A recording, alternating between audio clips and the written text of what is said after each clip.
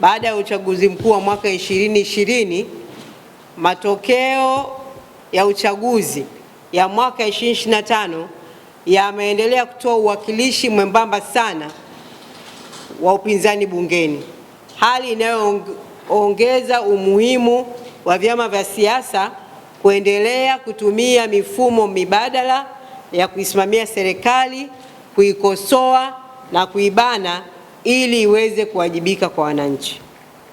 Kutokana na hali hiyo, ACT Wazalendo itaendelea kutekeleza wajibu wake kama chama kinachoamini katika siasa za masuala na kuimarisha chombo hiki kilichoanzishwa rasmi kupitia azimio la Halmashauri Kuu ya Taifa la mwaka 2022. Azimio hili la Halmashauri Kuu ya Taifa ya ACT Wazalendo lilimpa kiongozi wa chama mamlaka ya kuunda baraza kivuli la mawaziri ili kuhakikisha wananchi wanaendelea kupata sauti mbadala yenye hoja na kuisimamia serikali hata nje ya muhimili wa Bunge. Hili ni baraza la 3 tangu kupitishwa azimio hilo mwaka 2022. Kwa kipindi cha miaka 4 iliyopita, baraza kivuli limekuwa nguzo muhimu katika kuibua changamoto za wananchi, kusukuma mjadala wa kitaifa kuhusu masuala ya msingi ya wananchi na kushawishi hatua mbalimbali za kisera na kiutendaji kutoka serikalini. Baraza hili limejijengea heshima kama jukwaa la hoja mbadala, sauti ya wananchi na sehemu ya kuendeleza mapambano ya kuibana serikali katika kuitafuta Tanzania ya wote kwa ajili ya maslahi ya wote.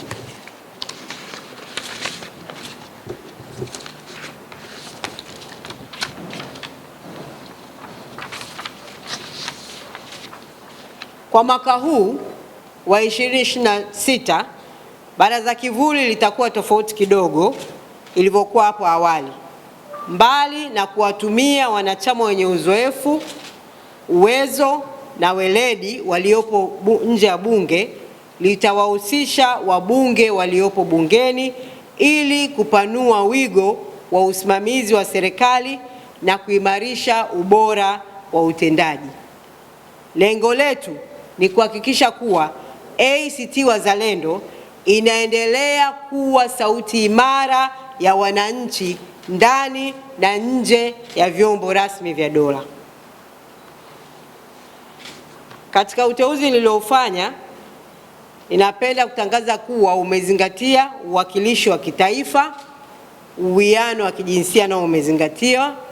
Nimeteua jumla ya wanawake wasemaji mawaziri vizuri kamili 21 kati ya wasemaji wote 23, sawa na 47% ya wasemaji wote. Na orodha mpya ya wasemaji na manaibu wasemaji wa kisekta ni kama ifuatavyo: Waziri Mkuu kivuli ndugu Isiaka Rashid Mchinjita, Naibu Waziri Mkuu na Waziri wa Nishati na Madini ndugu Luhaga Johnson Mpina. Katibu Mkuu kiongozi ataendelea kuwa ndugu Idrisa Abdul Kweweta. Wasemaji: Ofisi ya Waziri Mkuu, Sera, Bunge na Uratibu, na pia mnadhimu wa baraza kivuli ndugu Nagi Kaboyoka. Ofisi ya Rais, Mipango, Fedha na Hifadhi ya Jamii ndugu Ado Shaibu Ado.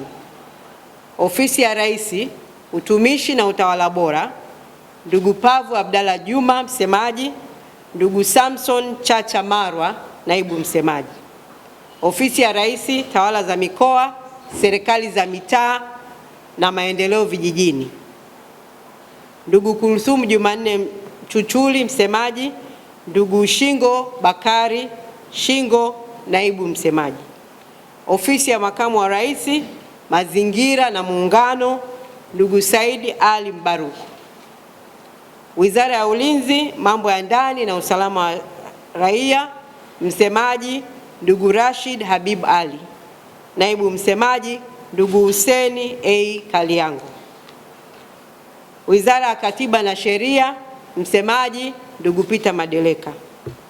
Wizara ya Mambo ya Nje, Ushirikiano wa Afrika Mashariki, msemaji ndugu Fatma Fereji. Wizara ya Afya na Ustawi wa Jamii, msemaji Dr. Elizabeth Sanga. Wizara ya Ardhi, Nyumba na Maendeleo ya Makazi, msemaji ndugu Kiza Hussein Mayeye. Kilimo, Umwagiliaji na Maendeleo ya Ushirika, msemaji ndugu Bazilio Kapunda Mbwilo. Naibu msemaji ndugu Franki Ruhasha. Wizara ya Elimu, Sayansi na Teknolojia, msemaji ndugu Riziki Shahali Mkwali. Naibu msemaji Saidi Ibrahim Mzimba. Wizara ya Ujenzi, Uchukuzi na Miundombinu, msemaji ni ndugu Mtutura Abdalla Mtutura. Wizara ya Maendeleo ya Jamii, Jinsia, Wanawake na Makundi Maalum, msemaji ni ndugu Janet Joel Rite. Wizara ya Kazi, Ajira na Maendeleo ya Vijana, msemaji ni ndugu Abdul Omar Nondo. Wizara ya Maji, Mazingira na Mabadiliko ya Tabia Nchi, msemaji ni ndugu Jacinta Corneli Awiti. Wizara ya Habari, Mawasiliano na Teknolojia ya Habari, msemaji ni ndugu Shangwe Mika Ayo. Wizara ya Viwanda na Biashara, msemaji ni ndugu Mwanaisha Zuberi Mdeme. Wizara ya Maliasili, Utalii, Utamaduni na Michezo, msemaji ni ndugu Emmanuel Ntobi. Mwelekeo wa Baraza Kivuli. Kwa mwaka huu ninalielekeza Baraza Kivuli la Mawaziri kuweka nguvu kubwa zaidi katika kusimamia uwajibikaji ndani ya serikali na taasisi zake. Taifa letu haliwezi kuendelea kujengwa juu ya misingi ya kutokuwajibika, matumizi mabaya ya madaraka na ubadhirifu wa rasilimali za umma bila kuwepo sauti thabiti ya kuhoji na kusimamia maslahi ya wananchi. Kwa muda mrefu sasa, viongozi ndani ya serikali wamegeuza taifa hili kuwa kama shamba la bibi, wakichota na kutumia rasilimali za nchi kwa namna wanavyotaka bila hofu ya kuwajibishwa. Kumekuwa na ukimya mkubwa kuibua na kufuatilia ubadhirifu unaoendelea serikalini, huku wananchi wakibeba mzigo mkubwa na madhara yake. Kupitia uchambuzi wetu wa ripoti za CAG, mkaguzi mkuu wa hesabu za serikali, tumebaini zaidi ya trilioni 7 zimepotea, zimetafunwa au zimetumika bila maelezo ya kuridhisha, lakini hakuna hatua madhubuti za uwajibikaji zilizochukuliwa. Hatuwezi kuendelea kuwa taifa linalozalisha ripoti nzuri za ukaguzi kila mwaka bila hatua ya kuwajibisha wahusika. Tumeendelea pia kusikia na kushuhudia matukio ya mauaji ya kihistoria yanayotikisa taifa bila kuwapo na uwajibikaji wa wazi.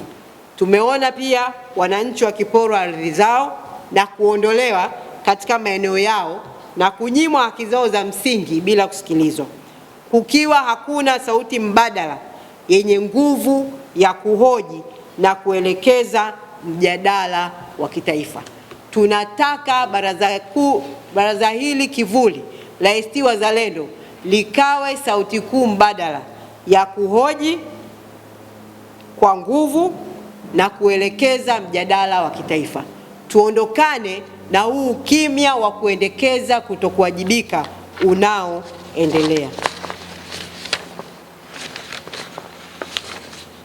Wito wangu kwa wajumbe wote wa baraza kivuli ni moja tu: simamieni uwajibikaji kwa nguvu zote, msiwe watazamaji, msilale usiku na mchana katika kupigania uwajibikaji wa viongozi, matumizi sahihi ya fedha za umma, ulinzi wa haki za wananchi na utawala unaozingatia sheria na haki.